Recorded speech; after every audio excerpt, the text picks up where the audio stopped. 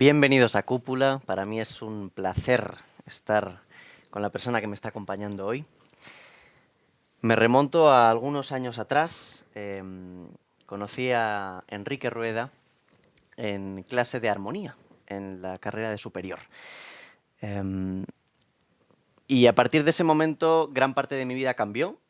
Fue una persona que me abrió los ojos de una manera radical y me hizo cambiar mi percepción de muchísimas cosas. Yo era una persona que no tenía gran interés por la composición, por la armonía, y digamos que no había encontrado ningún origen ni ningún germen que me llamara la atención.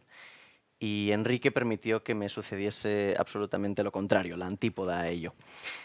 Para mí es un placer tenerle conmigo hoy en Cúpula, y también me hace muchísima ilusión que este encuentro esté sucediendo con gente delante.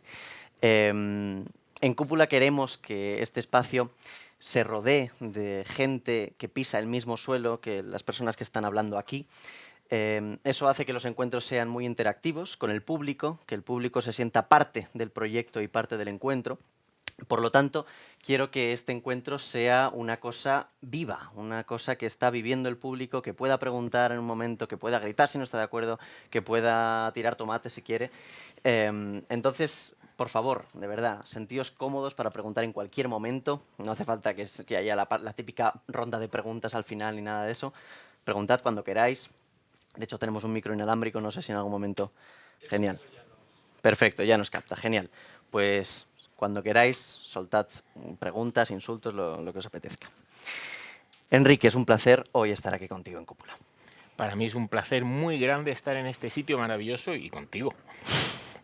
También cambiaste mi vida, que lo sepas. Muchísimas gracias. Enrique, ¿qué es componer? ¿Qué es componer? Componer es enfrentarse a determinados fantasmas que tiene uno en la cabeza y que le están molestando hasta que consigues aplastarlos contra el papel. El problema es que esos fantasmas son muy difícilmente aprehensibles y claro, yo esos fantasmas los puedo transformar con relativa facilidad en sentimientos, en sensaciones, pero convertirlo eso en solfeo, en una partitura, eso es muy complicado. Por eso decimos muy a menudo, decía Gustav Mahler, que en una partitura está todo menos lo esencial.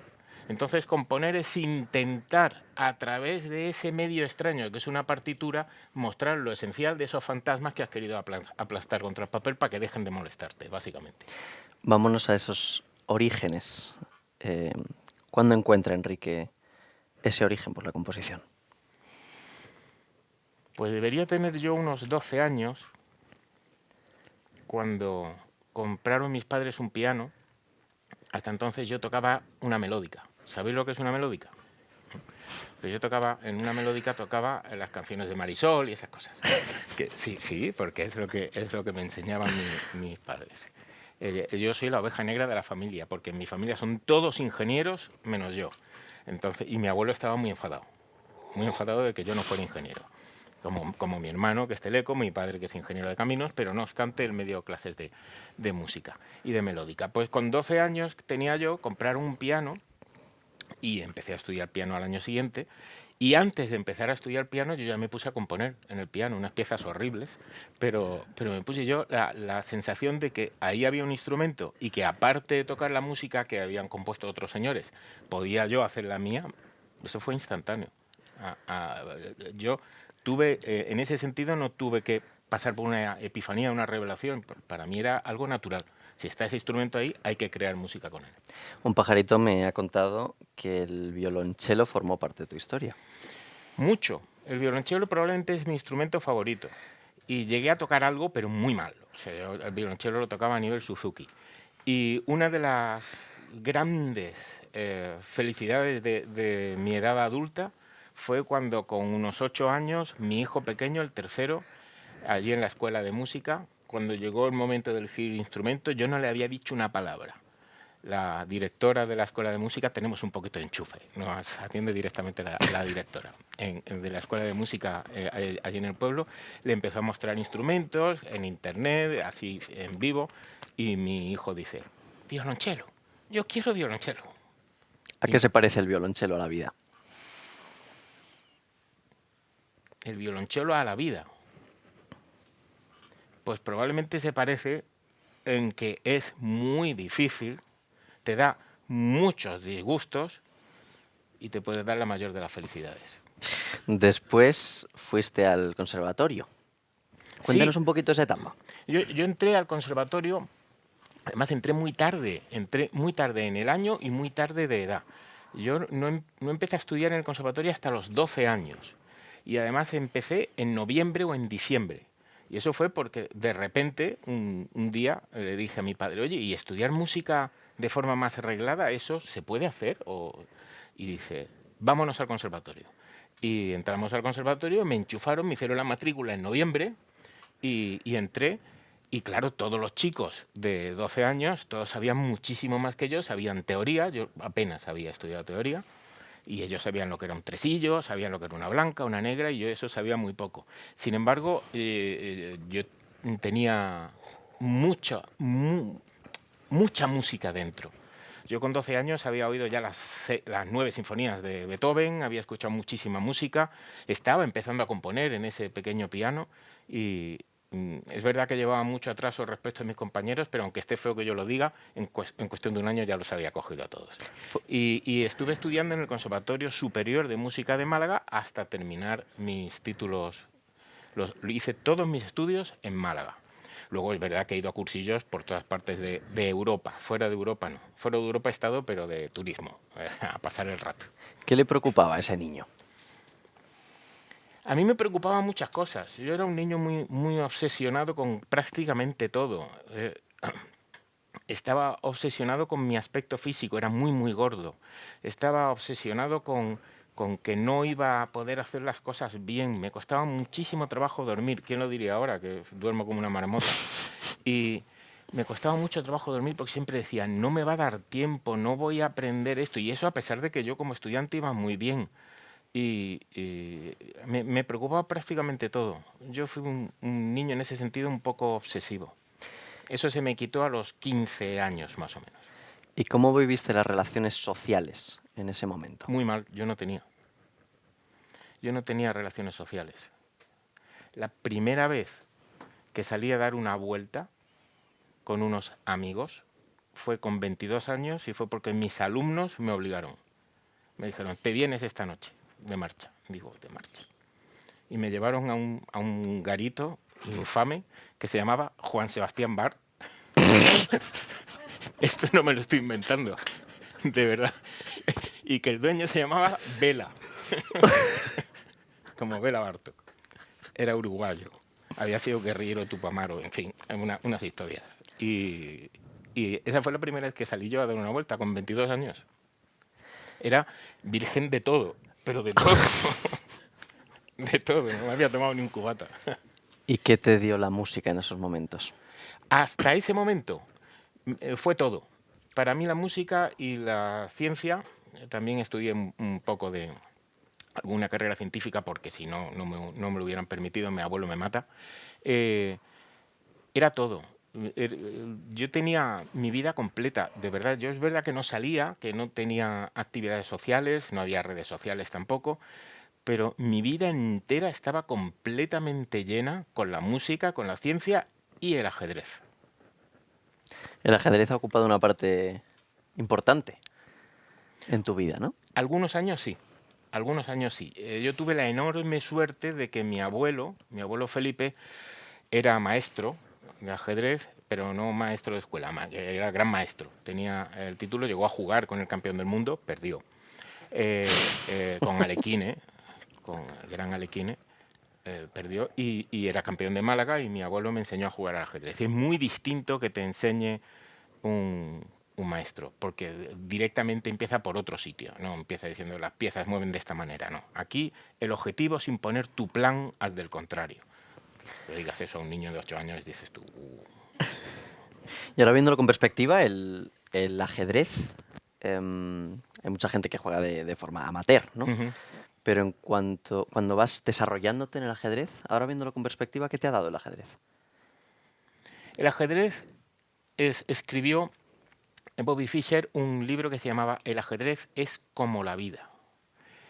Y uno de sus contrincantes soviéticos, Mikhail Tal, publicó al año siguiente un libro que se llamaba El ajedrez es la vida. El pique era los tiempos de la Guerra Fría, eran dos jugadores de primerísimo nivel, los dos fueron campeones del mundo. El ajedrez, como cualquier cosa por la que merece la pena vivir, puede serlo todo. Tú puedes vivir por y para el ajedrez. Yo comprendí en un momento dado que eso era una especie de droga muy dura para mí y que, como los alcohólicos, pues yo tenía que mantenerme alejado del ajedrez, porque si volvía por curiosidad a volver a abrir un libro de la variante Richter-Rauser de la siciliana, pues caía otra vez en esa adicción. Después hiciste el superior en Málaga y ahí hiciste 3 cosas principalmente. Estudié el superior de piano completo, también tengo el título completo de teoría de la música y tengo estudios incompletos de dirección de orquesta, de composición y de música de cámara. Están incompletos básicamente porque mientras estaba yo estudiando todos estos títulos salió una oposición de cátedra y la aprobé. Entonces la probé con el número 1. Entonces estaba feo que yo, siendo catedrático de armonía, estuviera estudiando composición en el conservatorio. Estaba feo. Pero estudié fundamentalmente las 3 patas de mi formación académica en el conservatorio fueron el piano, que hasta los 16 años era lo único que yo quería, ser pianista. Nada más y nada menos. ¿Hasta los 16? Hasta los 16, exclusivamente. Mi foco era el piano. Y luego estudié dirección de orquesta y composición. Y yo creo que a partir de los 17, 18, mi vocación real fue composición. Claro. Creo, ¿eh? No estoy tampoco muy seguro. ¿Eso puede cambiar ahora? Ahora me estoy volviendo más vago, más hedonista, compongo menos, lo que compongo me gusta más, y quizás de ser una vocación se está convirtiendo en una especie de afición. Un problema que tienen o que tenemos la mayor parte de los compositores desde comienzos del siglo XIX, quitando los compositores de música de cine, de ópera, es que casi nadie vive ya de componer música. Los compositores del siglo XVII, del siglo XVIII, mayoritariamente vivían de la música que ellos componían y tocaban. Sin embargo, la mayor parte de los compositores del siglo XIX, digo excluyendo la ópera, Verdi, Wagner es otra cosa, sobre todo Verdi, ganaba mucho dinero, eran músicos profesionales, pero como compositores eran aficionados, porque se ganaban la vida con otra cosa. Gustav Mahler, que lo vuelvo a citar porque Mahler fue una de las epifanías para mí, Gustav Mahler siempre decía en alemán, ich bin ein Sommerkomponist. Sommerkomponist significa compositor de verano. Él estaba toda la temporada dirigiendo ópera en la Hofoper, ahora Staatsoper de Viena, y en los meses de verano es cuando se ponía a componer. Todos, con muy pocas excepciones, los compositores desde hace 150 o 180 años se han ganado la vida con otra cosa. Con otra cosa que puede ser de lo más curioso. Pueden ser directores de orquesta, profesores, el caso de Charles Ives, que dirigía una compañía de seguros. No le iba mal. Y hablando de almas polifacéticas, ¿qué puedes decir de Bach? Bach es el mejor de todos nosotros.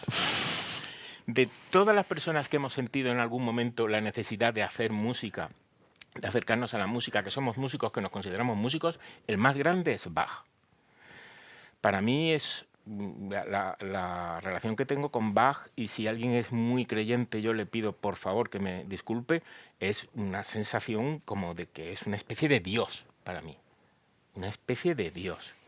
Es absoluta adoración la que siento por él y por su música y por sus capacidades y por todo lo que yo he aprendido y sigo aprendiendo cada día de este señor. ¿Y para qué sirve la música? Pues yo os voy a decir para qué me sirve a mí. ¿Para qué sirve? No lo sé. ¿Para qué me sirve a mí? Para no matarme. Para no matarme. Todos necesitamos determinado nivel de endorfinas porque si no vivir duele. Yo sin la música me hubiera tirado por un barranco. No podría vivir sin la música. No hubiera podido, si no lo hubiera conocido, pues igual se hubiera desarrollado alguno otro de mis intereses, el interés por las matemáticas, la física o por el ajedrez, o hubiera sido ingeniero para satisfacción de mi abuelo. Pero una vez que conocí la música, yo hago la música porque la necesito. Si no hago esa música, estoy vacío. Es una necesidad física, como comer. ¿Y qué siente Enrique cuando abre una partitura? Bueno, esto es raro, porque una partitura, los músicos profesionales, tú y yo, tendemos de forma equivocada a pensar que la partitura es la obra. No. La partitura es como el mapa para encontrar un tesoro. Si tú no tienes ese mapa y no sigues ese mapa, no vas a encontrar el tesoro. O sea, tú tienes que ponerte aquí, dar 15 pasos hacia el norte, tantos hacia el sur, cavar un agujero y ahí está el tesoro. Si no tienes la partitura, no encuentras el tesoro. Pero el tesoro no es el mapa del tesoro. Entonces, una partitura es algo que nos da muchísima información, que nos ayuda a alcanzar ese tesoro y que, por tanto, es valiosísimo. Pero yo abro la séptima sinfonía de Beethoven, la partitura. Yo la leo bastante bien, yo sé leer partitura. Está feo que diga, pero lo sé leer muy bien. La estoy leyendo y lo estoy oyendo todo en mi cabeza. Lo estoy oyendo todo en mi cabeza, pero no se me acelera el pulso. No se me ponen los pelos de punta. No me señalo la cabeza porque en la cabeza no tengo pelos. No se me ponen los pelos de punta. Y sin embargo, cuando la oigo, mira que la he oído veces, cuando se está terminando el desarrollo y llega ese oleaje que es la recapitulación, siempre se me saltan las lágrimas y se me ponen los pelos de punta. La partitura no consigue eso. La música sí. Entonces la relación con la partitura es peligrosa. Hay que entender que es esencial, que sin esa partitura nunca llegarías al tesoro, pero no confundirlo. La partitura no es la obra de arte. ¿Te va a aburrir la música en algún momento? Yo espero que no. Yo espero que no. Según me he ido haciendo mayor, cada vez hay menos músicas que me gusten. Cuando yo tenía 16 años yo oía todo lo que pillara, cualquier cosa. Me encontraba un disco de un señor que no sabía quién era, me lo compraba y lo oía 7 u 8 veces hasta que me iba enterando de lo que iba. Y oía mucha música y me gustaban muchos compositores y muchas obras. Según he ido envejeciendo, se ha ido cerrando muchísimo el número de compositores y de obras que me gustan. Ahora mismo hay muy poca música que me guste, eso sí, me gusta más. Según me han ido gustando menos músicas, estas me gustan más. ¿Que llegue algún día esto a colapsar como una estrella gigante en un agujero negro? Pues, y que ya no me guste ninguna música. Como decía James y Joyce, es que ya he comprendido cómo son las músicas y son todas iguales. Si eso me llegara a pasar en algún momento, pues tendría un problema muy serio. Pero de momento no, de momento me queda bastante. ¿Te asusta algo? Muchas cosas. Muchas cosas. Yo soy bastante asustón. No soy un hombre valiente. ¿Qué va? Te has subido en esa escalera para encender el recorte ese y yo estaba diciendo, a mí me daría miedo subirme a la escalera. Tengo muchísimo vértigo. Hay muchas cosas que me dan miedo. Estando en la cama durmiendo, pienso en un barranco y pego un salto en la cama.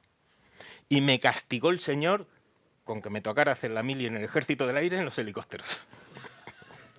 Háblanos de la mili.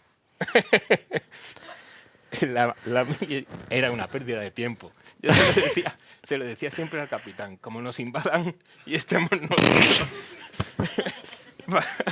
para defender España, estamos apañados. No, pues claro, un profesional monta y desmonta un fusil en un momento y yo tardaba como 2 horas, así que no. No, yo era muy mal soldado, muy mal soldado. Tampoco tenía mucho interés. Y hablando de la mili, de la guerra, ¿qué papel tiene la guerra en la música? La guerra es una forma extrema de violencia y la violencia, lo hablábamos con Ignacio, que tuve el enorme placer de estar aquí hace unos días cuando él estaba sentado aquí. La violencia es tan esencial a la vida que debería escribirse con B. Violencia. No se puede entender la vida sin violencia, desgraciadamente. Pero incluso entre animales relativamente inferiores, dos células, dos organismos unicelulares se encuentran y muy a menudo se mata uno al otro. Si es algo esencial a la vida, la violencia y el extremo, la guerra, y la música también es esencial. Mira, en los años 20-30 del siglo pasado, algunos etnomusicólogos muy valientes se cogían grabadoras, las primeras grabadoras que había de bobina abierta, y se vacunaban de todo lo que podían y se iban a África subsahariana, a la Amazonía, a ver si podían grabar lo que cantaban los pigmeos vaca o los pueblos antropófagos del este de Perú, cualquier cosa que fuera. En todas partes encontraron que muchos pueblos que estaban viviendo en el Paleolítico, que no tenían tecnología ninguna, que no tenían idioma escrito, todos tenían música, religiones y todos tenían enemigos y se estaban peleando continuamente con los enemigos. Esto es esencial al ser humano. Música, que no tiene nada que ver con la Pasión según San Mateo, religiones que no tienen nada que ver con las tres grandes monoteístas, no que pensemos que tienen nada que ver con lo que entendemos por religiones en el mundo occidental actualmente. Una cosa mucho más animista, totémica, pero siempre, esto es esencial, la música, el lenguaje, la espiritualidad de alguna manera y la guerra, la violencia. ¿Hasta qué Muchas ceremonias de iniciación en muchas de estas tribus suponen un nivel de violencia muy fuerte, de hacer daño. Eso es parte misma de la vida. Y le pasa también a muchas especies animales. Se hacen daño entre ellos, pero de manera muy intencionada. Las plantas entre ellas compiten a ver si esta puede matar a la otra. Uf, tremendo.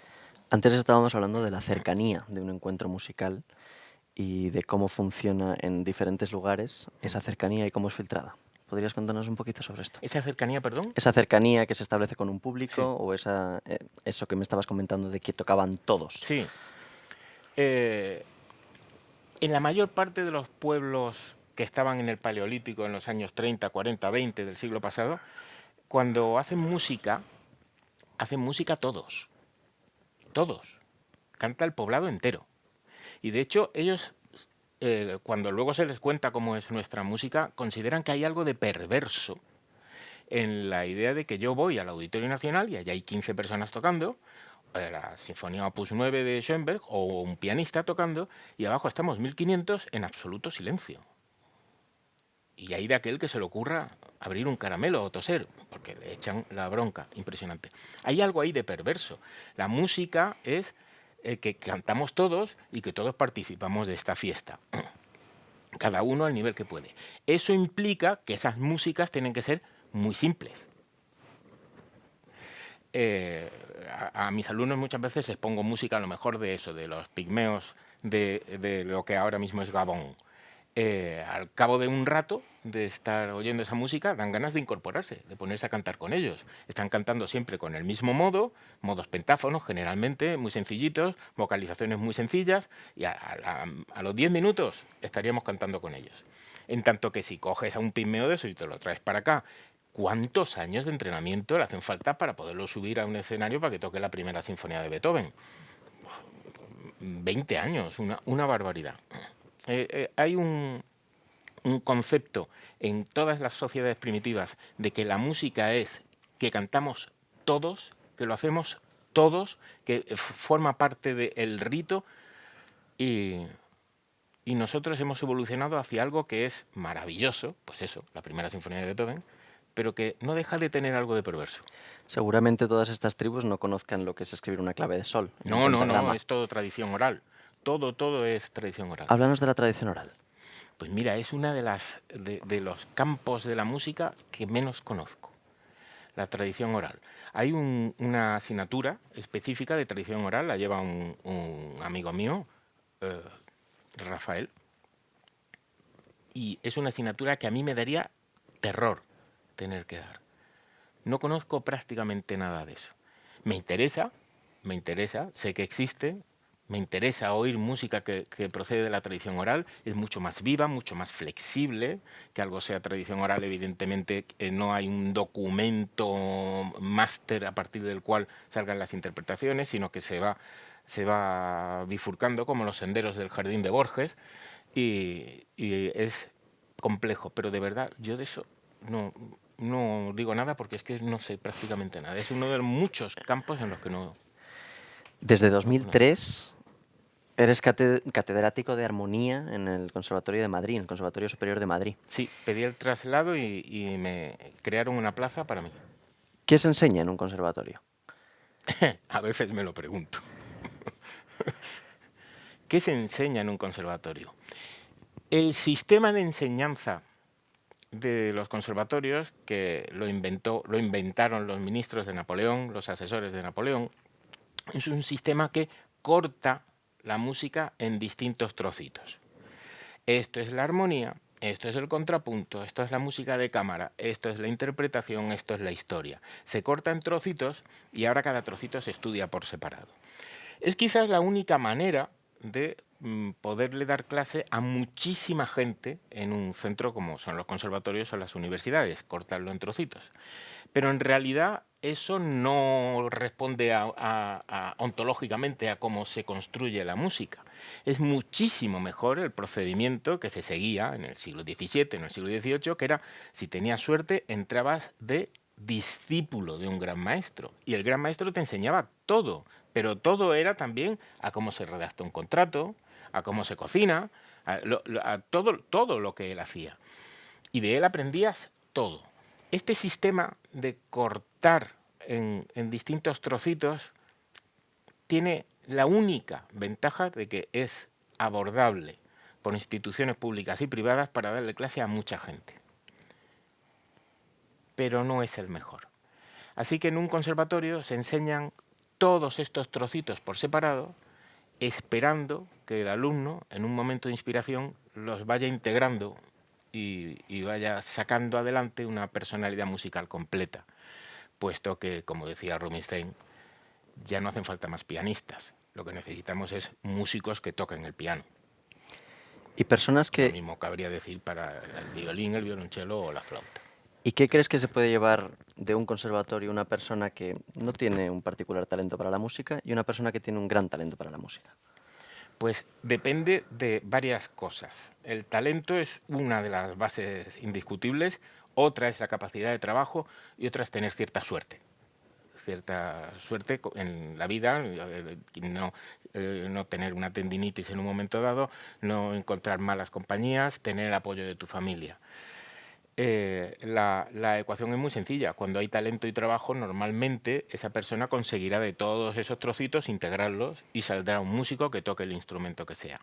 Cuando tiene mucha capacidad de trabajo pero le falta el talento, pues normalmente va a obtener el título y tendrá que ejercer la música pero a un nivel relativamente bajo. Y cuando se tiene muchísimo talento y no se trabaja, normalmente lo que va a obtener es mucho dolor. Mucho dolor. Yo lo he visto en muchos alumnos. Recuerdo ahora una chiquita con un talento espectacular, y venía de una comunidad autónoma pequeñita y de un pueblo pequeñito. Llegó al Conservatorio de Madrid y ella creía que era la número 1 y resultó que no, que era la número 3. No pudo soportarlo y dejó de estudiar. Se volvió a su pueblo, no sé lo que habrá sido de ella. Y tenía talento, ¿eh? Entró en primero con la sonata de Liszt. Sí, hay que tocar.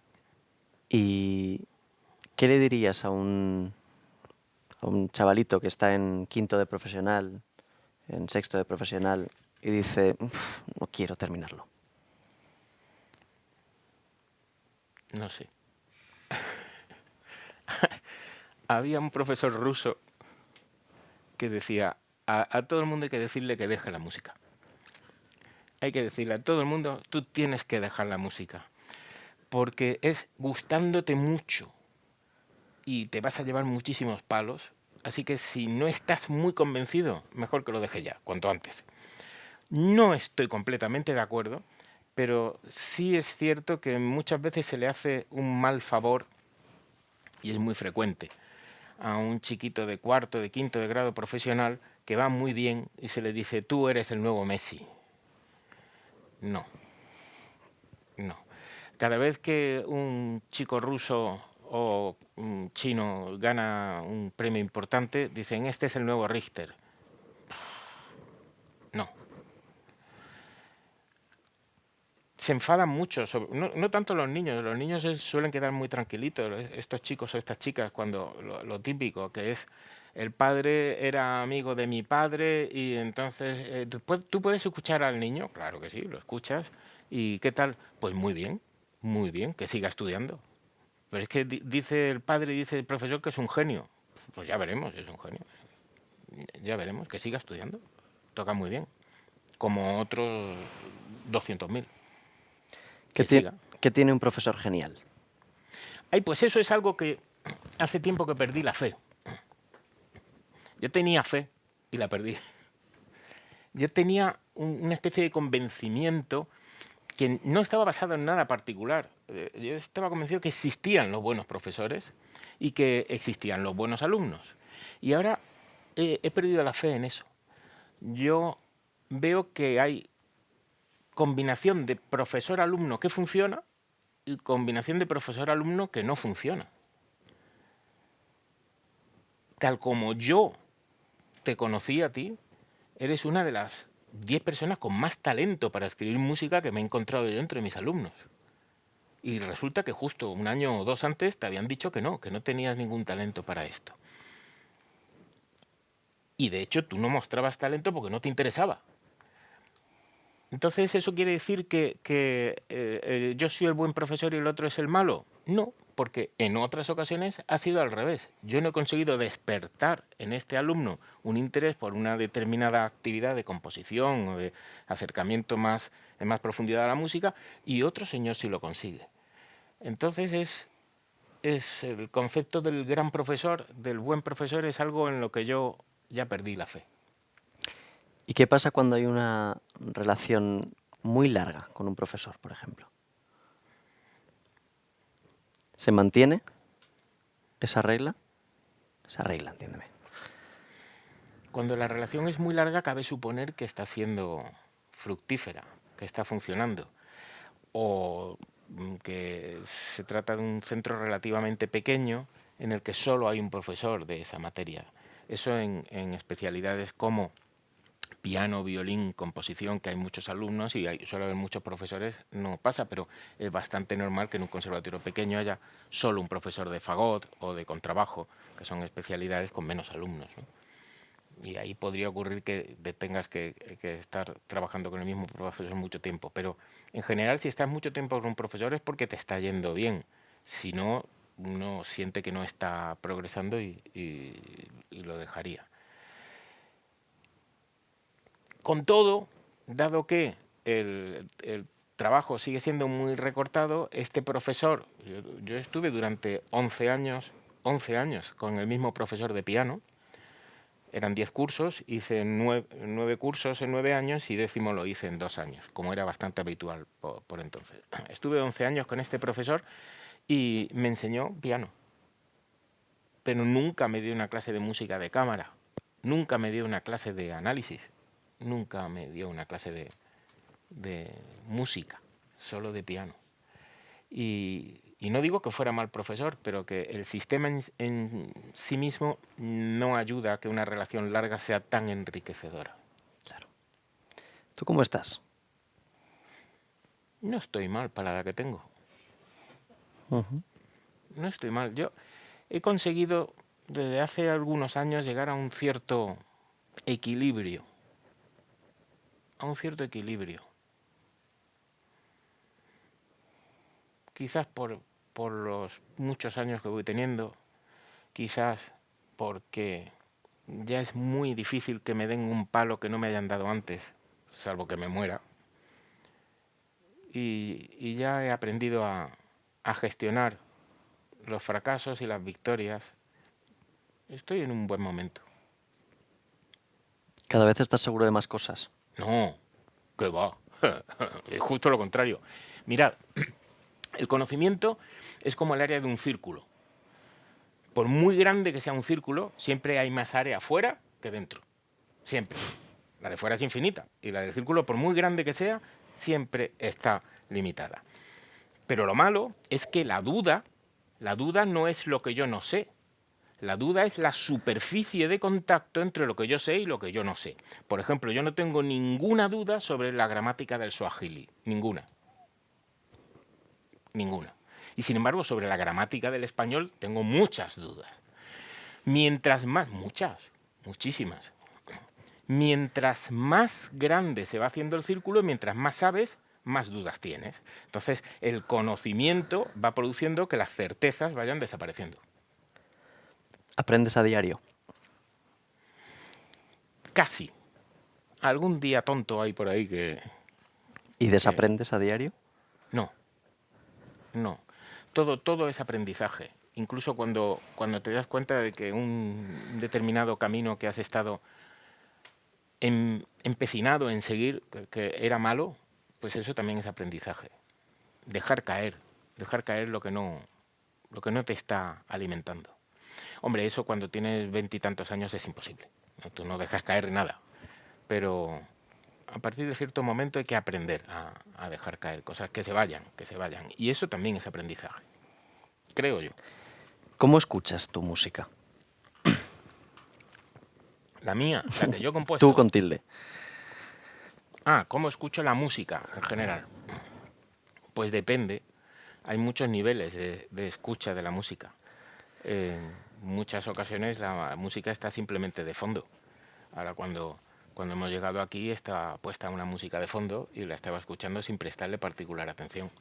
No estaba analizando ni estaba intentando encontrar ahí ningún sentido especial. Depende. Cuando estoy escuchando la música con la máxima atención, la estoy escuchando de una forma excesivamente analítica. No está bien eso, pero no puedo evitarlo. No puedo evitarlo. He dicho que mi familia eran todos ingenieros. Mi padre, que en paz descanse, era ingeniero de caminos. Durante muchos años hacíamos viajes siempre en coche. Alguna vez hemos ido en tren, cuando íbamos muy lejos pues cogíamos un avión, pero los viajes por España eran siempre en coche. Hacer un viaje en coche con un ingeniero de caminos no es recomendable. Porque, claro, porque es que te lo va diciendo todo. La carretera esta está muy recauchutada, está llena de baches, porque estos son arcillas expansivas, y entonces cada vez que llueve, mira, ese puente es una losa de hormigón pretensado, por eso está cogido aquí y allá, es un rollo. Si tenéis la suerte o la desgracia de tener un grupo de amigos que sean psiquiatras o médicos, cuando se ponen a hablar entre ellos es horrible. Pues lo mismo, yo tengo esa deformación. Yo oigo de forma excesivamente analítica y lo reconozco. Y aquella música que analíticamente no me aporta algo, que yo no encuentro cierto disfrute intelectual, normalmente me termina dejando de interesar. Eso está mal. Eso está mal. Pero como así soy yo, pues tengo que quererme así. ¿Y ha habido He momentos llegado al equilibrio donde ese. donde hayas trascendido esa escucha? Alguna vez, Ujú. ¿Y qué pasa ahí? cuando de repente algo que es una tontería, y te emociona esa música. Si es aisladamente, si es que esta música te ha emocionado hoy por algo connotativo, pues bueno, no está en la misma música. Pero cuando una música que es bastante tonta, que yo lo entiendo que es tonta, y cada vez que la oigo me emociona, pues algo debe tener, pero no sé lo que es. Un contacto directo con una parte del consciente que yo no controlo.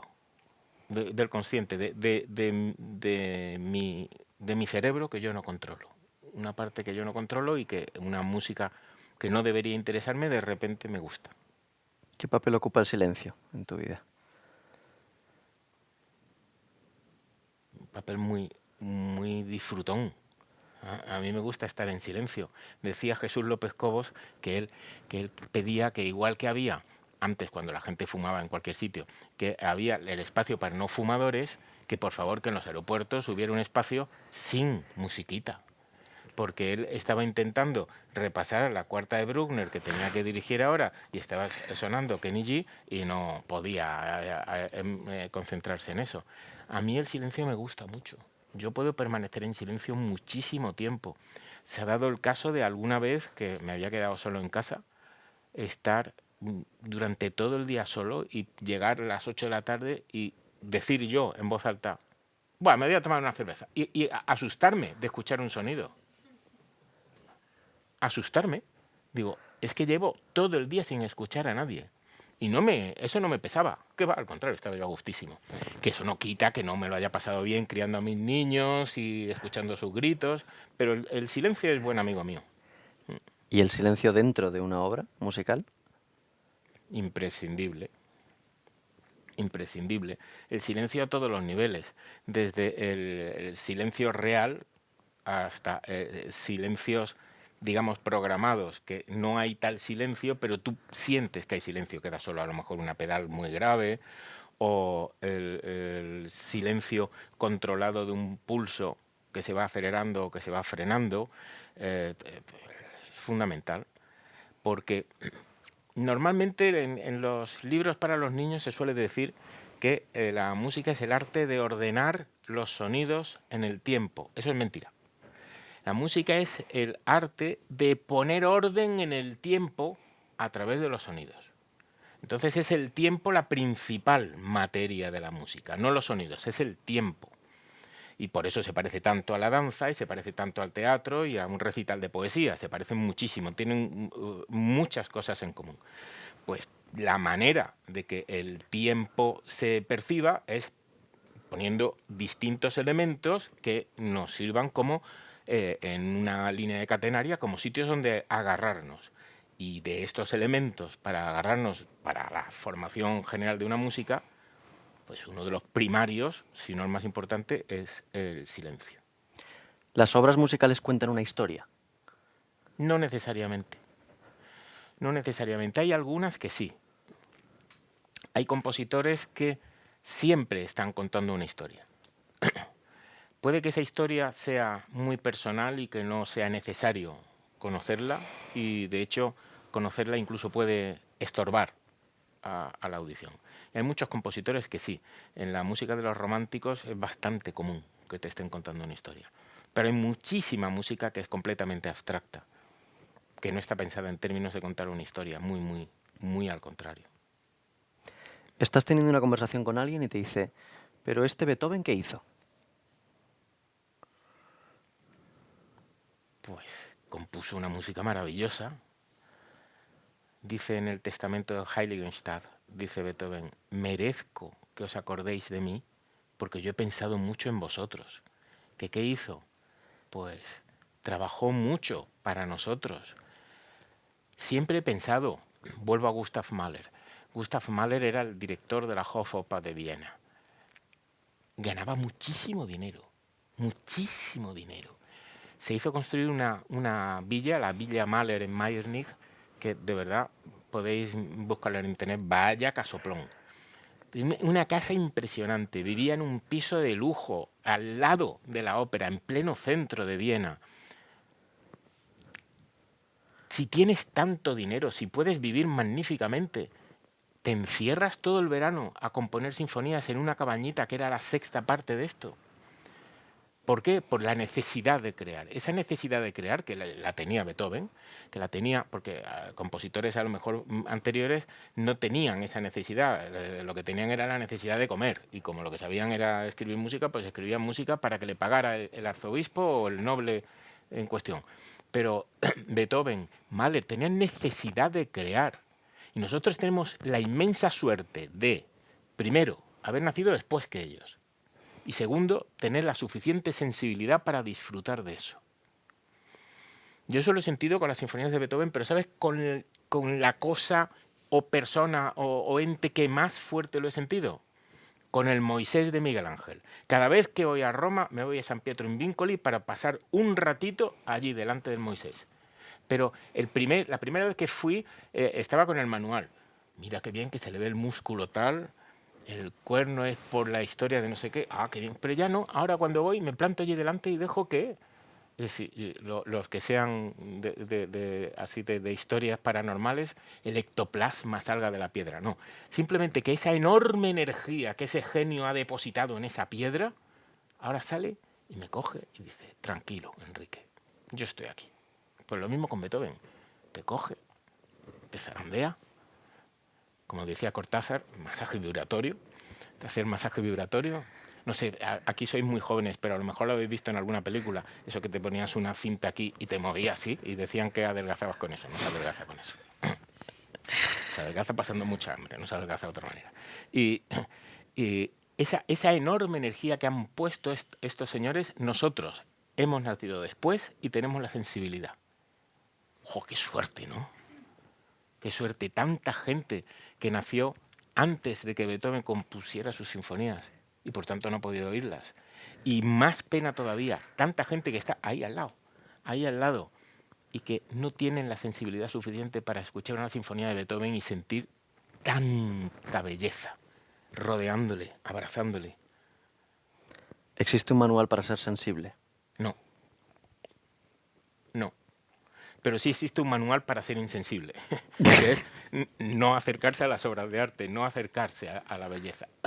Eso es algo que es fácilmente comprobable. Si un niño, por muy sensible que sea, jamás lo llevas a escuchar música, jamás lo pones a ver cuadros, a que pinte, jamás lo llevas al teatro, jamás le dejas leer un libro que no sea un mero libro de texto para aprenderse el reinado de Isabel II, pues evidentemente ese niño no va a poder desarrollar su sensibilidad. De la misma manera que no podría desarrollar su musculatura si no se mueve. Ha nacido con unos medios para desarrollar su musculatura, y si juega un rato al fútbol todos los días, o corre, o se entrena para boxeo, lo que quiera, va a poder desarrollar esa musculatura, pero si no está en contacto con la belleza, no desarrollará esa sensibilidad. Llamarse artista, llamarse pianista, llamarse compositor, es cada vez más fácil. Siempre ha sido fácil, porque llamarse, eso es gratis. Salvo cosas que sean muy autoevidentes. Hombre, si yo digo que yo soy modelo de peluquería, pues no pega, porque no tengo pelo. Pero yo puedo decir que yo soy pianista o que soy compositor, y puede venir otro señor que haya tocado durante 6 meses y que haya compuesto 2 canciones con un banjo y que diga que es compositor. Es muy fácil. Hay cosas muy difíciles, pero llamarse compositor es muy fácil. Ahora mismo podemos hacerlo todos. ¿Hace falta saber solfeo? ¿Hace falta escribir notas para ser compositor? No, cada vez es más frecuente encontrar compositores que no escriben su partitura en solfeo, que la hacen directamente sobre un secuenciador o que la hacen directamente en un programa. Ya desde los años 70 hay programas y no se escribe en partituras, por ejemplo el Max, que se usa en el IRCAM, que se usan con unos conectores y funciona de otra manera. La mayor parte de la música de los videojuegos está escrita directamente sobre secuenciadores. Y curiosamente llegan a las mismas soluciones que habían llegado los que escribían las partituras en pentagramas, a los mismos enlaces y a los mismos acordes y a los mismos desarrollos. No siempre, pero en ocasiones. Me encantaría que... Sí. Porque mi hijo Héctor, el pequeño, me viene un día y dice, ¿eso que estás tocando qué es? Y digo, esto es de Mahler. Dice, pues se parece mucho a esto de aquí. Y me pone una cosa y digo, efectivamente, fa menor, un segundo sexta aumentada que va un primero directamente. Vale, pues sí, se parece a Mahler. ¿Qué es? Me dice, Dark Souls 3. Digo, vale, pues Dark Souls 3. Me encantaría que gente del público pudiera hacer preguntas, no sé qué... Me encantaría, Enrique, saber cómo, en tu opinión, ha evolucionado el oído y el oído del espectador aquí en Occidente, que es lo que conocemos en los últimos 5 siglos, claro. Desde que existe la música tal como la concebimos ahora. Eso es algo que a mí me obsesiona. Ahora mismo eso me obsesiona. La historia de la música desde hace 500 años para acá se podría resumir como una emancipación progresiva de la disonancia. Se podría resumir como un aumento de la complejidad discursiva de manera progresiva, no lineal. Ha habido subidas y bajadas, como un aumento de la música sinfónica, la música de cámara, como un aumento de un montón de parámetros. Esto hace que nuestro oído se haya ido incorporando como normales cosas que solo 50 años no lo eran. Esto pasa con todo. Por ejemplo, si os vais a vivir a México, las 2 primeras semanas son terribles por el picante. Se pasa muy mal, el nivel de picante es altísimo. Y entonces o te mueres, o te vuelves, o te adaptas. Cuando ya llevas 2 semanas o 3 semanas, empiezas a dejar de notar que todo es muy picante. Y solamente vuelves a notarlo cuando regresas a España y dices, está todo sosísimo. Tardas un tiempo en volver a recuperar eso. Pasa con todo. Pasa con el asombro que nos producía hace un siglo ver a una chica en la playa con el traje de baño por encima de la rodilla. Ahora, para que nos asombre, tendría que aparecer, yo qué sé, ni siquiera que viniera desnudita entera. No nos llamaría tanto la atención. Nos pasa con todo. La primera vez que se vio una foto de Saturno y se veía con mucha imaginación, que tenía un anillo alrededor, ¡guau! La gente, mira, Saturno efectivamente tiene un anillo. Ahora, las fotos que ha hecho las naves que ha pasado alrededor, la Cassini, por ejemplo, es que el anillo te filman cada piedrecita en movimiento. Y lo vemos y decimos, qué mono, qué simpático. Hemos perdido esa capacidad de asombro con esas imágenes. Pues lo mismo pasa con la música. La primera vez que a alguien se le ocurrió hacer un acorde con una séptima mayor e insistir sobre esa sonoridad, pues eso tuvo que ser una bomba. Y resulta que ahora nos hemos acostumbrado y nos suena perfectamente normal. ¿Cuál es el problema de esto? Pues que estamos escuchando la música del siglo XVI, del siglo XVII, del siglo XVIII, la estamos escuchando con un imaginario sonoro del siglo XXI. Bueno, en mi caso del siglo XX. Yo soy un animal del siglo XX viviendo de prestado en el siglo XXI. Y ese imaginario no es el que tenía Bach o Brahms o Tomás Ulis de Victoria. Con lo cual yo estoy oyendo en la música de Bach, estoy escuchando contenidos que Bach no quería y contenidos que sí quería él, no los estoy oyendo. Por ejemplo, en la Pasión según San Mateo, según se va acercando el momento en que crucifiquen a nuestro Señor Jesucristo, va aumentando el número de falsas relaciones. Cada vez hay más. Esas falsas relaciones a cualquier persona del siglo XVIII, principios del siglo XVIII, le sonaban a rayos. Y entonces al oír eso decía, ¡ay! Suena duro, es desagradable. Como los románticos decidieron que eso era un medio de hacer música, hacer falsas relaciones, a mí eso ya no me suena en absoluto desagradable y todo ese contenido que está en Bach me lo pierdo. Eso es terrible. Eso es terrible. Estamos escuchando cosas que no deberíamos oír y otras que deberíamos oír no las oímos. Eso me obsesiona. Eso me tiene muy preocupado. Cuando la reina de la noche le dice a Tamino, un chico como tú podrá consolar este corazón de madre profundamente afligido. Ahí te mete una falsa relación durísima, pero ahora no suena dura.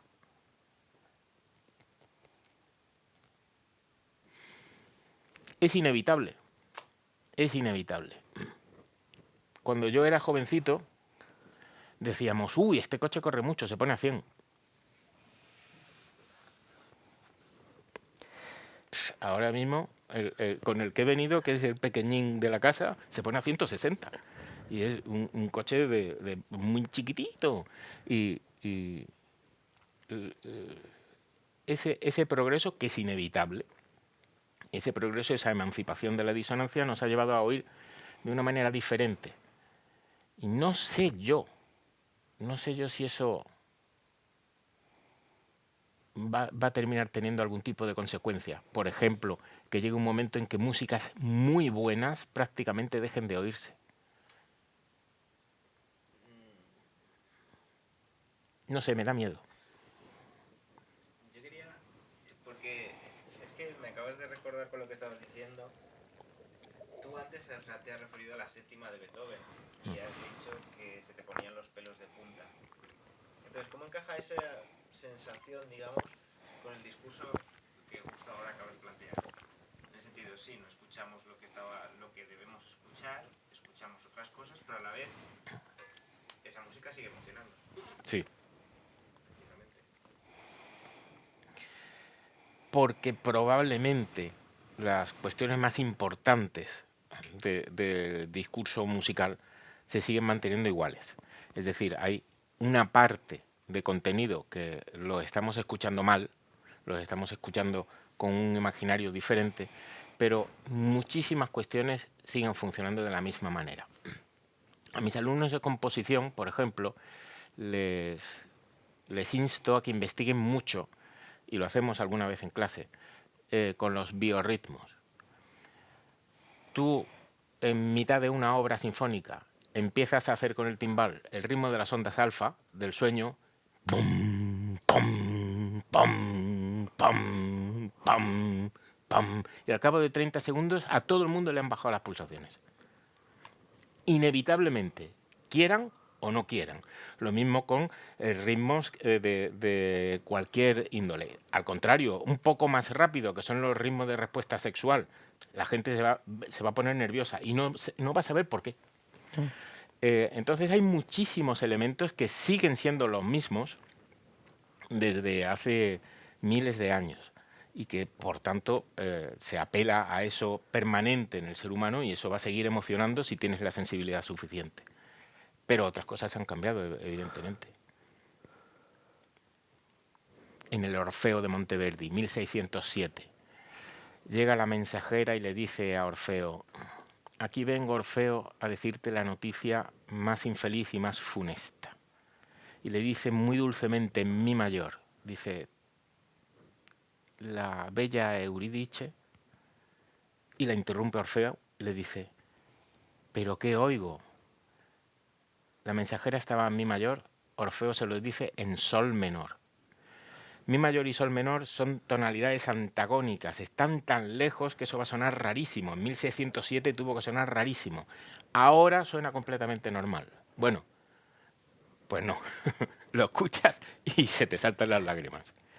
Hay algo que es fisiológico, que apela a lo más esencial de la conciencia humana, del ritmo, el funcionamiento de nuestra mente. Y eso, aunque pasen los años, eso seguirá funcionando. Espero. Espero. Sí, hay cosas que cambian y cosas que son permanentes. Curioso, porque a mí también eso me obsesiona un poco todo ese tema.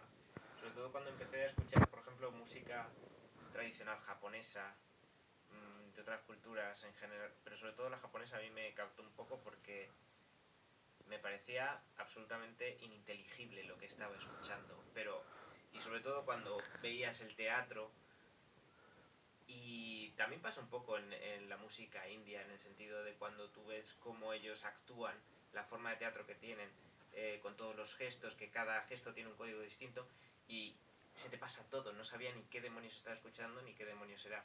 Entonces, también, claro, tú ahora estabas hablando, no sé si en ese sentido un poco como de cierta trascendencia en el sentido musical. Sí, pero siempre dentro de un código. Claro. Cualquier lenguaje va codificado y va dentro de un código que tiene que compartir el que emite y el que recibe. Con la música japonesa tradicional no pasa eso. Tú estás escuchando a una señora cantando y tienes serias dudas de si va en serio o si te está tomando el pelo. Y no tienes ninguna sensación de esto está empezando o esto está terminando. Pero lo mismo te pasa con la música tradicional de China. Te dicen, esta canción es muy triste. Y está muy alegre. Y tú dices, sí, suena igual. No, es completamente distinta. Es como decimos, todos los chinos son iguales. No tenemos esa sensibilidad, nos faltan los códigos. No lo distinguimos. El que está con ese código, el que tiene ese código, lo distingue perfectamente. Fíjate tú, cuando vuelve un pingüino de haber estado 2 semanas cazando, pescando, y ahora encuentra a su cría en un sitio donde hay cientos de miles. Tú los ves a todos iguales, ellos no se ven iguales entre sí. Eso necesitas tener los códigos para leer, para entender eso. Si tú tienes esos códigos, los ciudadanos occidentales tenemos todos los códigos de la música occidental, en mayor o menor medida, sí. Pero si es una música que no tengamos en absoluto la herramienta para desmontarla, es que no nos vamos a enterar de nada. ¿Y alguien que nunca ha estado en contacto con una partitura, con una música de Beethoven, de Bach, de lo que sea, qué le hace falta para entender? Pues tendría que estar oyendo esa música durante muchísimo tiempo, porque si no, no se enteran de nada. De hecho, efectivamente, te coges algunas de las tribus de la Amazonía que nunca habían oído una música de Beethoven y les pones una música de Beethoven y una de Anton Webern completamente atonal y les suenan las dos igual de extrañas. Me contaba No entienden nada, claro. les suena completamente absurdo las dos. Mi primera profesora de piano me contaba un chiste, ¿no? Era un chiste, me hacía gracia. Claro, ahora lo pienso de otra manera. Decía, va una persona a un concierto tal, y dice, ¿cuál ha sido tu momento favorito? Dice, en el momento en el que... Dice, lo que más me ha gustado es justo antes de que la persona esa empezara a mover el palito. O sea, cuando estaban afinando. Y claro, y lo piensas y puede tener mucho sentido, ¿no? En Claro. ese caos que se genera en la afinación. De repente empieza a mover la batuta Y se perdió el caos. y se jodió. Claro. Se perdió el caos y ahora todo está más ordenado y ha perdido densidad el discurso. Pues sí. Porque ¿qué hace un director? Ah, esa es una buena pregunta. Esa me la he hecho yo varias veces.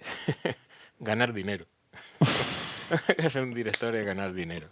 Recuerdo un día que estaba dirigiendo el 4º concierto de Beethoven y y en una de estas se me cruzó por la cabeza muy mal, porque yo tendría que haber estado solo pensando en Beethoven.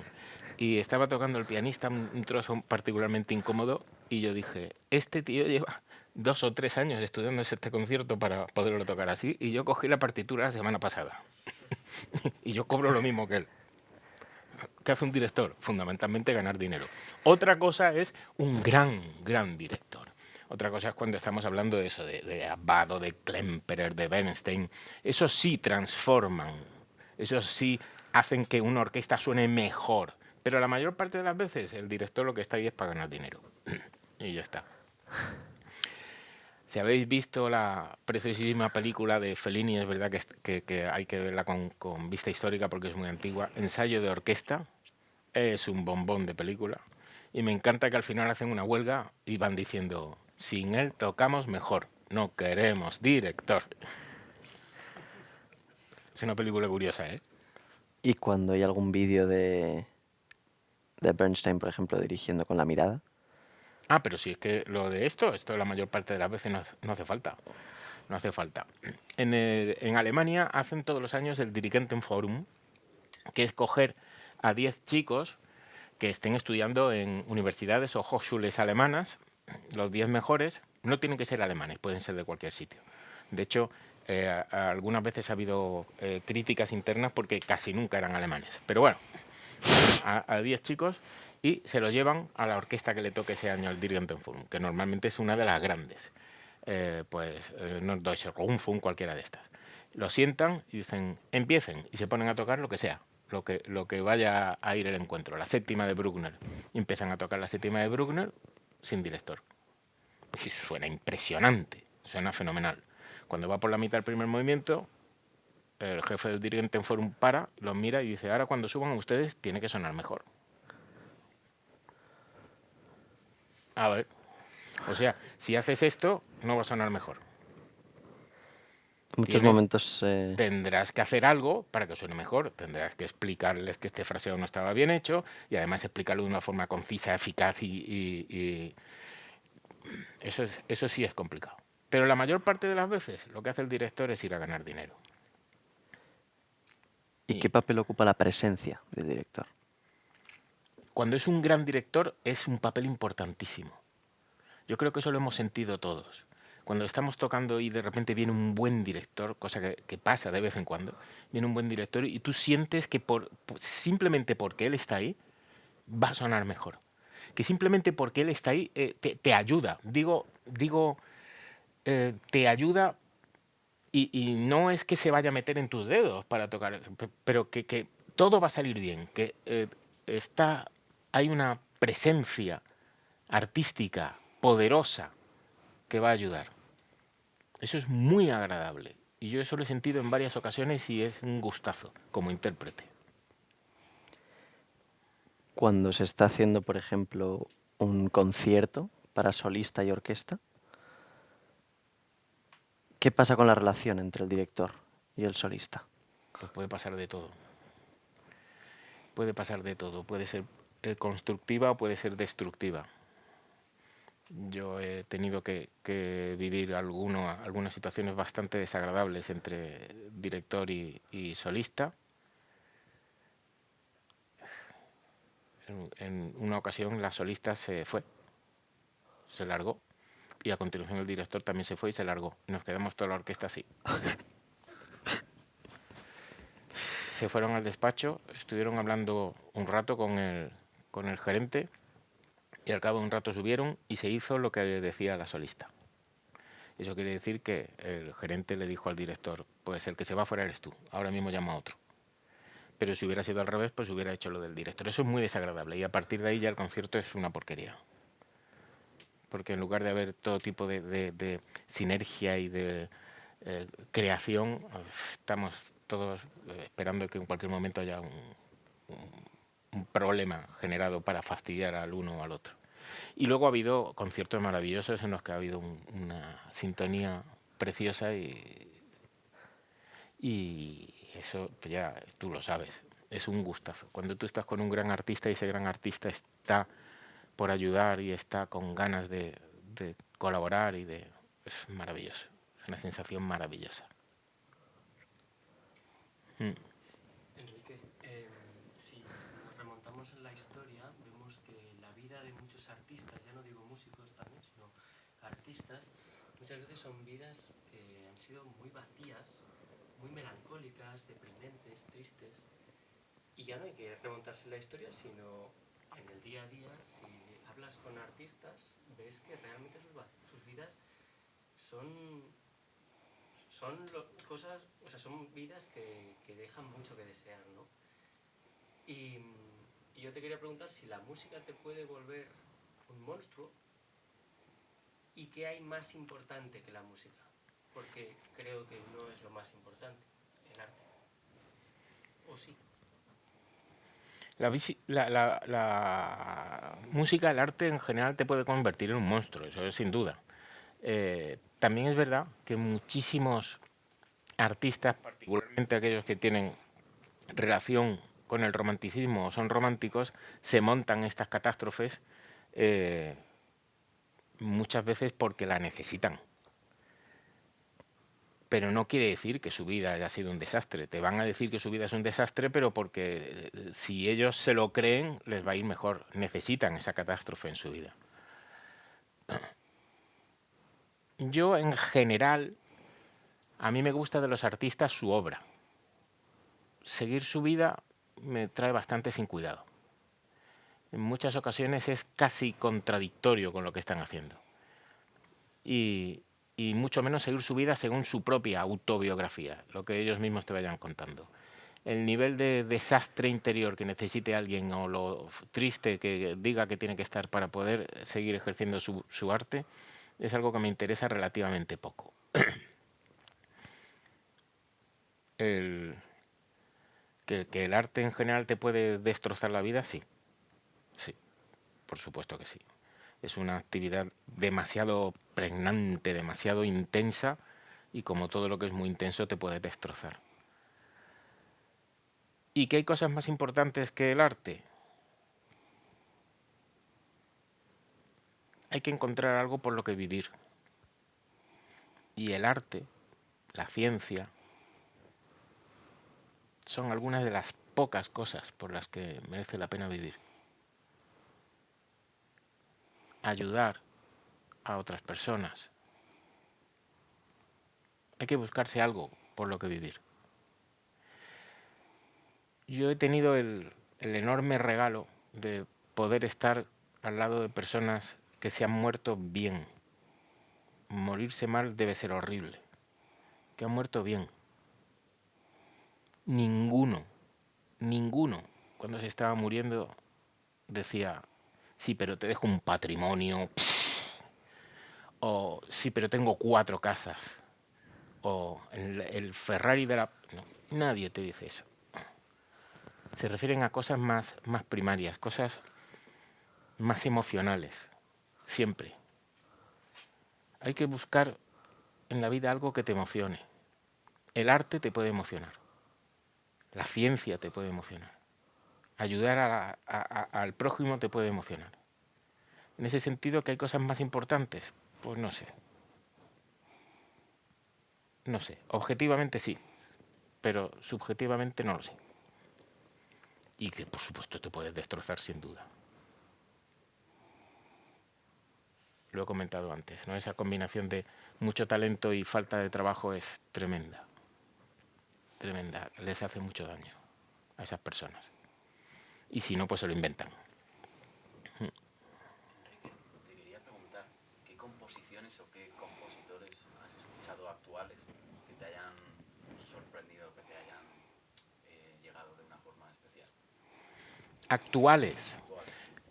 No sé si se podría considerar actual a György Ligeti, puesto que murió ya hace unos cuantos años, pero Ligeti me ha impresionado y me sigue impresionando.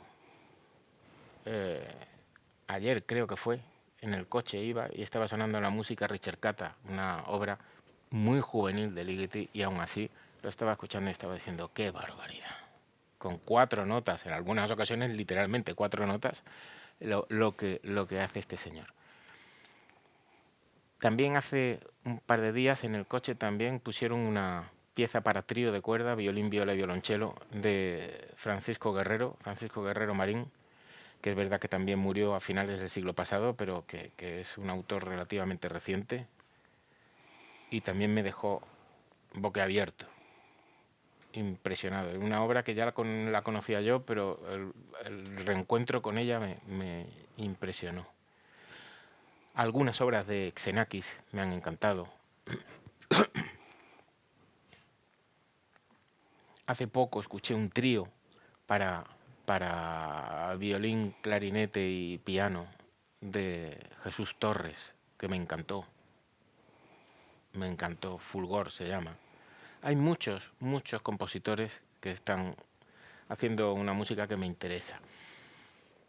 Y quisiera sobre todo comentar la cantidad de veces que escucho en programas de intercambio internacional de radio clásica obras que me dejan atónito de compositores completamente desconocidos aquí, que yo no había oído hablar de ellos, y digo, pero qué maravilla de música. Hay mucha música de los últimos 50 años que a mí me gusta mucho. El más grande es Bach, pero hay mucha música de los últimos 50 años que a mí me gusta mucho. No considero que el nivel actual de los compositores sea ni mejor ni peor, es el mismo, porque es el que da el ser humano.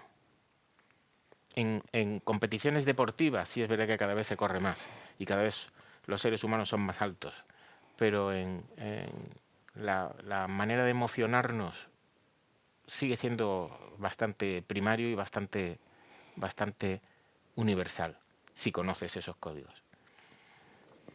¿Cómo ves la composición de música instrumental en el sentido de la música de los instrumentos tradicionales de clásicos, pues el piano, el violín, el cello y tal, en relación también con la música con nuevos medios que se está haciendo ahora cada vez más? Cada vez se hace más música con medios electroacústicos. Gran parte de la música que escuchamos en televisión y en el cine está hecha y en bandas sonoras para juegos, videojuegos, está hecha con medios electrónicos, con medios electroacústicos. A mí me sigue gustando más, en general, la música con instrumentos tradicionales. No porque me guste más el violín o el violonchelo que estos instrumentos electroacústicos, que también, sino porque en los instrumentos tradicionales hay un componente que no tiene la electroacústica normalmente, que es el intérprete. Y el intérprete, cuando es un buen intérprete, encuentra cosas que el autor no había encontrado. A mí me ha pasado muchas veces. A mí me ha pasado muchas veces escribir algo, dárselo a un buen intérprete, el buen intérprete estudiárselo muy bien, meditarlo, llegar y decirme, esto lo voy a hacer así. Ya sé que no es lo que pone, pero cuando lo escuches 2 veces te vas a dar cuenta que es mejor. Sí. Sí.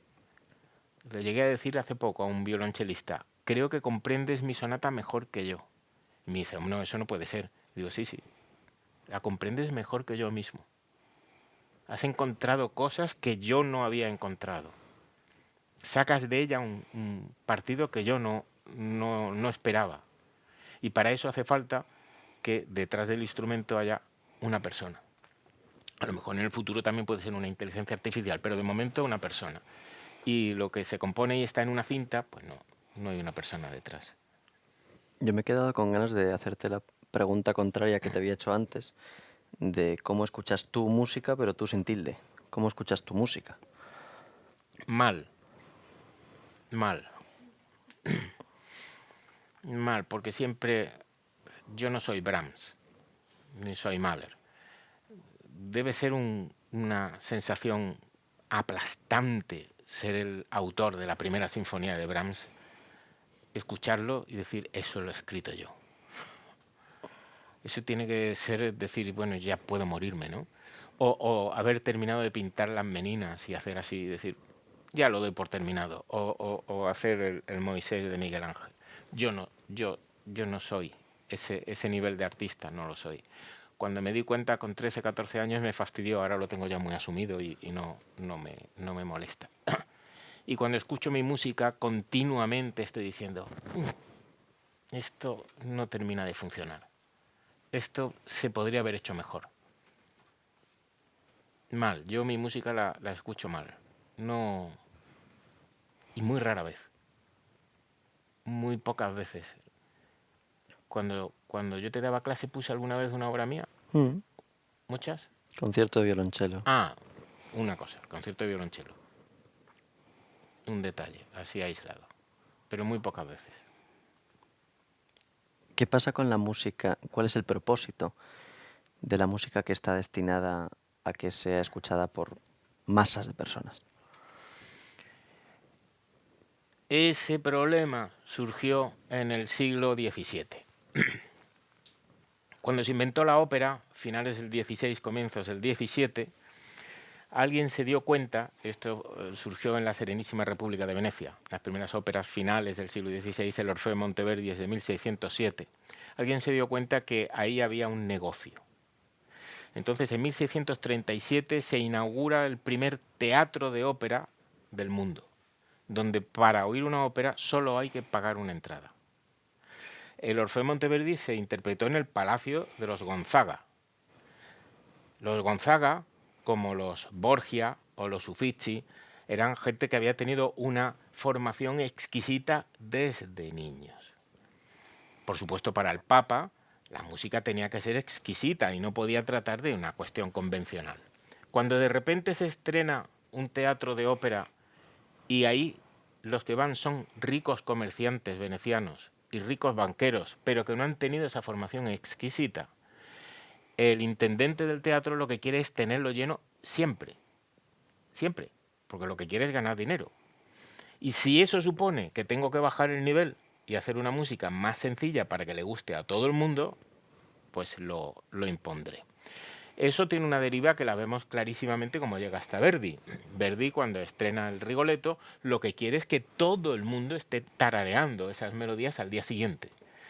Verdi, cuando escribe el Requiem, utiliza un contrapunto bastante complejo, hay melodías que no son particularmente fáciles de cantar, pero en el Rigoletto dice «La donna è mobile, qual piuma al vento». Es una melodía tan tonta y sin embargo funciona muy bien.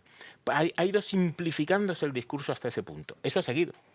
Si yo, en vez de llegar al Papa y a los 4 nobles y los 10 cardenales, quiero llegar a toda la burguesía de Venecia, tengo que bajar el nivel. Si en vez de a toda la burguesía de Venecia quiero llegar a toda la burguesía de toda Europa, tengo que bajar más el nivel. Eso sucede durante el romanticismo. Y si yo quiero llegar a absolutamente todo el público, pues tengo que hacer reggaetón. Esa deriva no es por un problema de la música, sino por un problema de a qué público está dirigida la música. La música de Monteverdi no era un negocio. Monteverdi no esperaba hacerse millonario con eso. Monteverdi aspiraba a comer, a que le siguieran pagando su sueldo. Cuando yo quiero llegar a muchísima gente, tengo que simplificar muchísimo el discurso. Lo que es importante es que cuando estemos creando música, entendamos cuál es nuestro público objetivo. Si yo no quiero llegar a todo el mundo, puedo hacer una música que sea más exigente. Cuando a Alban Berg le pidieron que compusiera un concierto de violín, dijo, no, usted tiene que tocar un concierto de violín de Wieniawski, tiene ese talento, mi música es muy rara, no le gusta a la gente. Eso a Alban Berg, que es un bombón. Mi música no le gusta a la gente. No, yo no hago la música para que le guste a todo el mundo, es para muy poquita gente.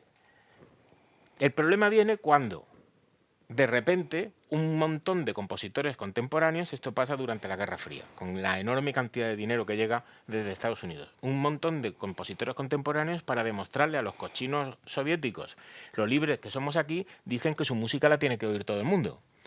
Los soviéticos estaban haciendo las mismas tonterías con los cochinos capitalistas, o sea que no, la estupidez humana es universal. Construían las primeras filas de casas en Berlín muy bonitas para que pareciera que todo Berlín oriental era así. Y hacían programas de eugenesia asquerosos y hacían de todo. Es decir, la estupidez humana es infinita. Y entonces es cuando Stockhausen y todo este grupito dicen que sí, que su música tiene que llegarle a todo el mundo. Y todos los niños en Alemania han escuchado el canto de los adolescentes de Stockhausen. Eso es un disparate. Si yo hago una música que es para una minoría, esa música es para una minoría. Y seguro que hay gente que la disfruta. Seguro. Y si yo quiero hacer música para mucha gente, pues tiene que ser más sencilla. Ahora, lo que no pueden esperar es que aquellos que hemos hecho el esfuerzo de tener los códigos y la sensibilidad para disfrutar de la Pasión según San Mateo, tengamos que decir que nos gusta mucho el reggaetón. Eso no pueden esperar. Chicos, nos... Una pregunta. Yo soy enfermera, yo de música no sé absolutamente nada, sensibilidad a la justa, pero sí que me interesa mucho el arte, me gusta mucho todo. ¿Cómo de importante es ir a un concierto y escuchar música en vivo? Porque yo, por ejemplo, me puedo poner una sinfonía de Bach en Spotify, que me la puse cuando fui de ruta en los Alpes, viendo los Alpes, precioso, me emocioné porque era súper bonito, pero cómo importante sería ahora poder verlo en vivo, poder ver a alguien tocarlo. La música en vivo tiene una capacidad emocional muy superior a la que tiene una grabación. Es verdad que uno se puede emocionar escuchando una grabación, por supuesto, y que la perfección absoluta de las grabaciones recientes es notable porque están hechas con muchísima postproducción y muchísimo cortar y pegar. Pero la pegada emocional que tiene el concierto en directo es algo único, algo muy especial. Y es algo que hay que desarrollar. La música en directo, la sensibilidad por la música en directo, por el teatro en directo, eso es algo que hay que desarrollarlo porque no viene de serie, no lo traemos de serie. Podemos perfectamente perderla, esa sensibilidad. Acudir a conciertos regularmente nos ayuda a ser más sensibles con ese momento mágico de la comunicación entre el artista y su público. Y en música se nota, pero yo creo que en teatro se nota más.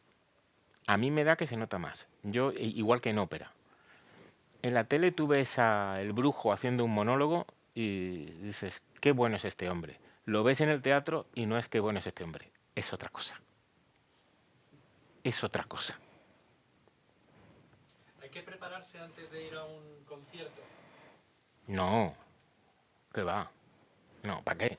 Hay que, bueno, sí, prepararse, haberse tomado el café y ya está. Y estar dispuesto a recibir muchos de los conciertos que más he disfrutado yo fueron conciertos que me pasaron por encima como un expreso, que no me enteré de nada.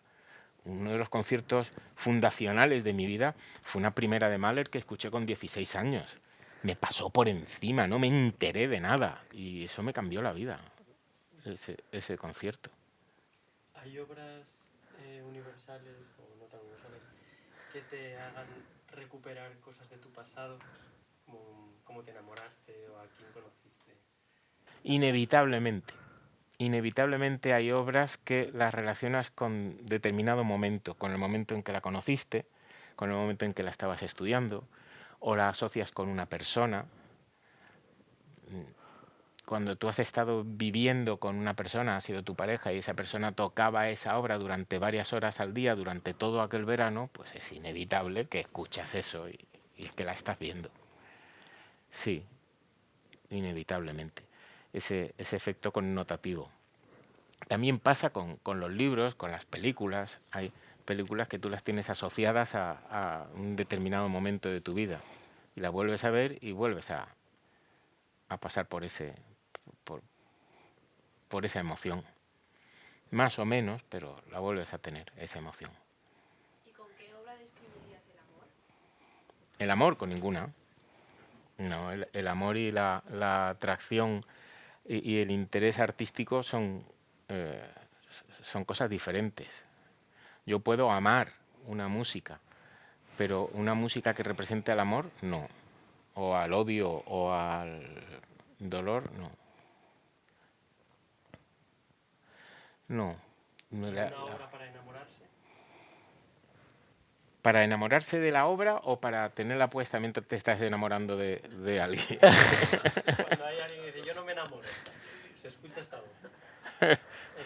Es ambigua la voz. No, para enamorarse hace falta tener muchas ganas de enamorarse. Si no, no funciona. Y no hace falta que haya música ni hace falta que haya ninguna otra cosa. Si tú tienes ganas, si estás en el momento, estás preparado para eso, puedes encontrar una persona a la que darle todo tu amor, y si esa persona te lo da a ti, pues eso es una de las experiencias más maravillosas que puede tener un ser humano. Pero es de naturaleza no musical. Es diferente.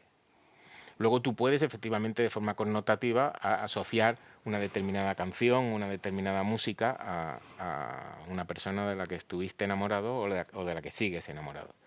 Siempre. Y puedes asociar músicas a personas con las que tu relación es profundamente profesional o comercial, nada de amor. No tiene nada. No, el amor y la música son cosas diferentes. Yo puedo amar la música, pero es distinto que cuando hablamos de amar a una persona. Es otra cosa. ¿Se puede perder la fe en la música? Pues ahí estoy yo luchando, de no perder la fe. Porque como os he comentado antes, cada vez hay menos músicas que me gusten, pero estas me gustan cada vez más. Y yo tengo fe con que eso no me va a pasar. ¿Que le haya pasado a otras personas? Pues comenté que James Joyce decía que sí, que él se había perdido la fe en la música. Se puede perder, sí, pero hay que luchar para mantener encendida esa llama. Porque de verdad, en serio lo digo, ya sé que oficialmente es más importante salvar vidas o mejorar la economía del planeta, pero para cada uno hay que buscar algo por lo que vivir. Algo por lo que vivir. El arte puede ser una de las cosas por las que merezca la pena vivir. Creo yo. Espero no perder nunca la fe en eso. Me da un poco de miedo pensarlo, que se pudiera perder la fe en eso. Vamos todos al hoyo. Morir vamos a morirnos todos, eso claro, eso no tiene ningún problema, eso ya lo sabemos. Y cosas peores sabemos, dentro de miles de millones de años habrá desaparecido todo, habremos sido engullidos por una gigante roja y no quedará nada, habrá desaparecido el Quijote y las sinfonías de Beethoven y ya está, pero no pasa nada, no pasa nada. El vivir con algo por lo que vivir es maravilloso. Vivir sin sentido debe ser horrible. Debe ser horrible. Hay que tener algo que te llegue al corazón. Yo comprendo que hay muchas personas que por las circunstancias que sean no pueden tener un trabajo en el que estén emocionándose casi cada día. Para mí, tocar, componer, incluso dar clase, tú lo sabes, para mí es algo que me emociona. Yo estoy dando clase y yo estoy emocionado. Yo estoy explicando cualquier tontería, una cuestión estructural, una cuestión de un acorde, una cuestión de un enlace, y yo estoy emocionado, porque eso me apasiona, me gusta, me da un porqué para seguir viviendo. Por mi parte estoy, Enrique. Tú me lo has comentado alguna vez, que tú sentías algo así en la clase, ¿no? Que estábamos sintiendo algo que nos emocionaba. Bueno, me remito a lo que has dicho antes. Hay combinaciones de profesores y alumnos que combinan bien. Supongo que combinamos. Me decía el miércoles, hace unos días, me decía, recuerdo que dijiste, yo sería feliz simplemente. ¿Sabéis lo que significa recordar? Recordar viene del latín recordare. Cordare viene de cor cordis, corazón. Recordar es volver a pasar por el corazón, no por el cerebro. Hoy sabemos que las funciones superiores del intelecto no están en el corazón, que el corazón es una bomba, pero ¿me entendéis? Para que algo se recuerde, primero ha tenido que pasar por el corazón y ahora vuelve a pasar por el corazón, no por el cerebro. Si algo ha pasado por el corazón y vuelve a pasar por el corazón es porque nos emociona. Solo se aprende, solo se vive desde las emociones. Pues por recordar este encuentro, entonces. ¡Hombre! Yo lo voy a recordar, porque me lo estoy pasando muy bien. Y eso que esto es agua, ¿eh? No sé si tenéis alguna pregunta que queráis hacer más. Yo tenía curiosidad, mi cultura musical, digamos que estoy un poco como Olivia, tampoco es muy amplia, pero a ti como compositor, ¿qué opinión te merece Hans Zimmer, por ejemplo? A mí no me gusta. Porque yo, poco todas las películas que ha hecho y tal, no sé, su música particularmente me evoca, no, lo que he dicho, tampoco tengo una cultura muy amplia musical, pero... A mí la música de Hans Zimmer no me gusta. Ha triunfado muchísimo, ha ganado muchísimo dinero con eso, ha hecho bandas sonoras famosísimas, pero a mí no me gusta. En todo caso, no porque sea compositor de bandas sonoras, ¿eh? Hay compositores famosísimos que escriben obras importantísimas y que a mí no me gustan. Pero eso no quiere decir que sea mal compositor, ¿eh? Simplemente que no me gusta. Hay determinados artistas que escriben muy bien y no me gustan, o que pintan muy bien y que no me gustan. Pero Hans Zimmer me pone muy nervioso, no me gusta. Hay muchísimos compositores que yo entiendo que técnicamente funcionan bien, y yo los explico en clase, pero me ponen nervioso. Cuando estoy escuchándolo, me ponen nervioso. No encajan. Me dijo una vez un borracho, estaba muy borracho, yo no, el otro.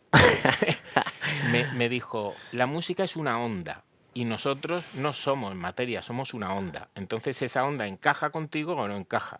Y dije, bueno, para estar borracho, mira lo bonito que has dicho.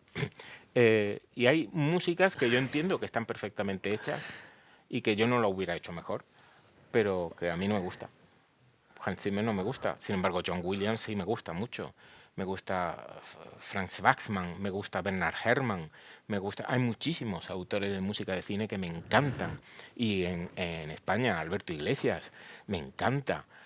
Pero sin más no. Pues mira, has dicho que eres enfermera.